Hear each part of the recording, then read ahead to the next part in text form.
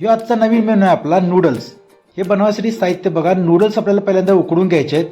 त्यानंतर आपल्याला लागणार आहे कोबी, कांदा, शिमला मिरची, परत पातीचा कांदा, आलं, लसूण, मिरची आणि आपले जे नूडल्स आपण बनवलेले आणि सॉसमध्ये green chilli sauce, red chilli sauce, dark soya sauce आणि शेजवान चटणी हे सगळं घ्यायचं आहे. प्लस आपल्याला टोमॅटो सॉस सुद्धा लागणार आहे. आता कढईमध्ये आपण तेल घेतले, त्यामध्ये गरम केले तेल, त्यामध्ये आपण पहिला आलं घातलं, लसूण घातलं आणि मिरच्या घालणार आहे आणि ते आपण परतून घ्यायचं आहे मस्तपैकी. आणि थोडंसं 1-2 मिनिटं त्याला परतल्यावर त्यामध्ये आता आपल्याला सगळ्या भाज्या सुद्धा घालायच्या आहेत. थोडंसं लालसर झालं लसूण की त्यामध्ये आपण कांदा पहिला घालून घ्यायचा आहे. कांदा घातल्यानंतर कोबी, शिमला मिरची आणि पातीचा कांदा थोडासा सगळं घालून ते आपण पहिल्यांदा मिक्स करून घ्यायचं आहे. ते पण चांगलं परतून घ्यायचं आहे.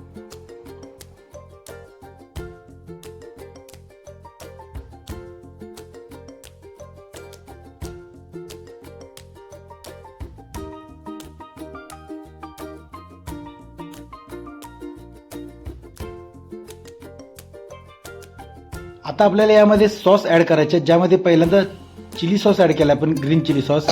त्यानंतरनं रेड चिली सॉस घातल्यानंतर आपण त्यामध्ये डार्क सोया सॉस घालायचा आहे. सोया सॉस घातल्यानंतर त्यामध्ये आपण शेजवान चटणी घालायची थोडीशी चवीला. त्यानंतर सॉस घालायचा आपल्याला टोमॅटो सॉस किंवा केचप. आता हे सगळं आपल्याला एकदम मिक्स करून घ्यायचं आहे व्यवस्थित.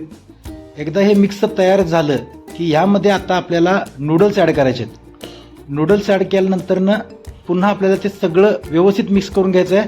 सगळं मटेरियल जे आपण सगळे सॉसेस जे आहेत ते सगळे नूडलला व्यवस्थित लागले पाहिजेत, या पद्धतीने ते मिक्स करून घ्यायचं आहे. एकदा हे सगळं नूडल्स मिक्स केले तुम्ही की त्यामध्ये वरनं गार्निशिंगसाठी परत आपण पातीचा कांद्याचे शेवटचे ग्रीन्स घालायचे आहेत. जबरदस्त लागतंय. एकदा घरात बनवा ही डिश आणि मला पण सांगा तुम्हाला ही डिश कशी वाटली घरात बनवल्यावर.